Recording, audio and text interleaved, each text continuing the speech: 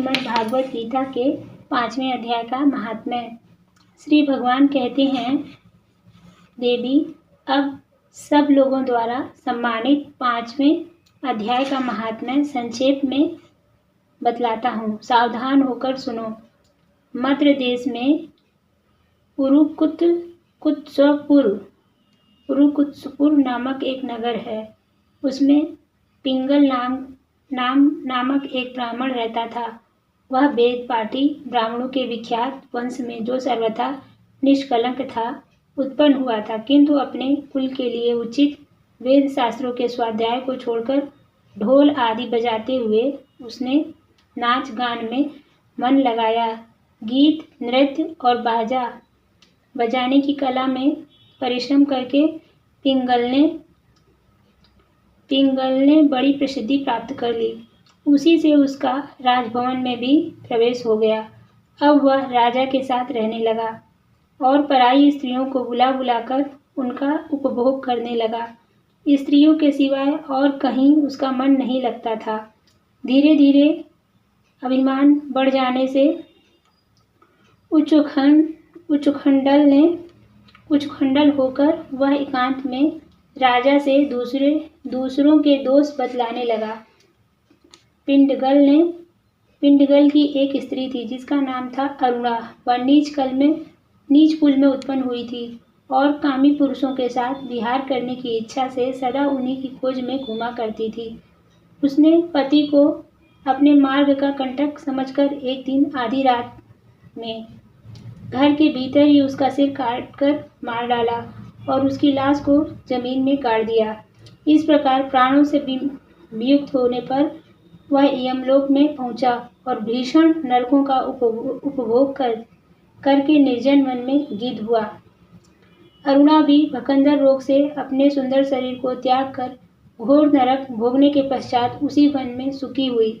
एक दिन वह दाना चुगने की इच्छा से इधर उधर फुदक रही थी। इतने में ही उस गिद्ध ने पूर्व जन्म के वैर का स्मरण करके उसे अपने तीखे नखों से फाड़ डाला। सुखी घायल होकर पानी से भरी हुई मनुष्य की खोपड़ी में गिरी। गिद्ध पुनः उसकी ओर झपटा। इतने में ही जाल फैलाने वाले बहेलियों ने उसे भी बाणों का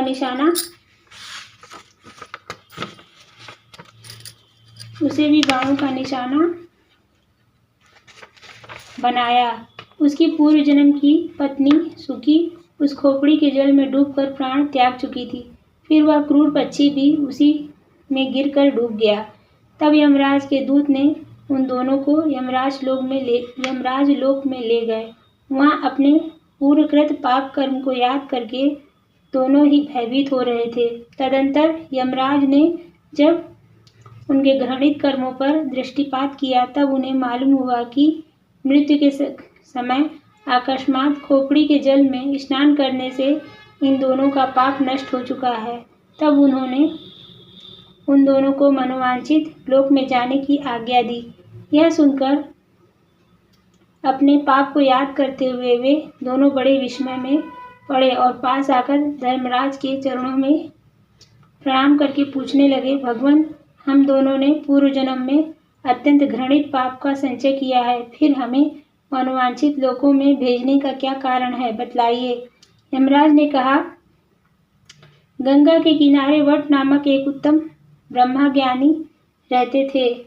एकांत सेवी, ममता रहित, शांत, विरक्त और किसी से भी द्वेष न रखने वाले थे। प्रतिदिन गीता के 5वें अध्याय का जप करना उनका सदा का नियम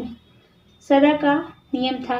5वें अध्याय को श्रवण कर लेने पर महापापी पुरुष भी सनातन ब्रह्मा का ज्ञान प्राप्त कर लेता है। उसी के पुण्य के प्रभाव से शुद्ध चित्त होकर उन्होंने अपने शरीर का परित्याग किया था। गीता के पाठ से जिनका शरीर निर्मल हो गया था, जो आत्मज्ञान प्राप्त कर चुके थे, उन्हीं महात्मा की खोपड़ी का जल पाकर तुम दोनों पवित्र हो गए। अतः तुम दोनों मनोवांछित लोगों को जाओ, क्योंकि गीता के 5वें अध्याय का महात्म्य से तुम दोनों शुद्ध हो गए हो। श्री भगवान कहते हैं, सबके प्रति सम्मान भाव रखने वाले धर्मराज के द्वारा इस प्रकार इस प्रकार समझाए जाने पर वे दोनों बहुत प्रसन्न हुए और विमान में बैठकर वैकुंठ धाम को चले गए। जय श्री कृष्ण भगवान।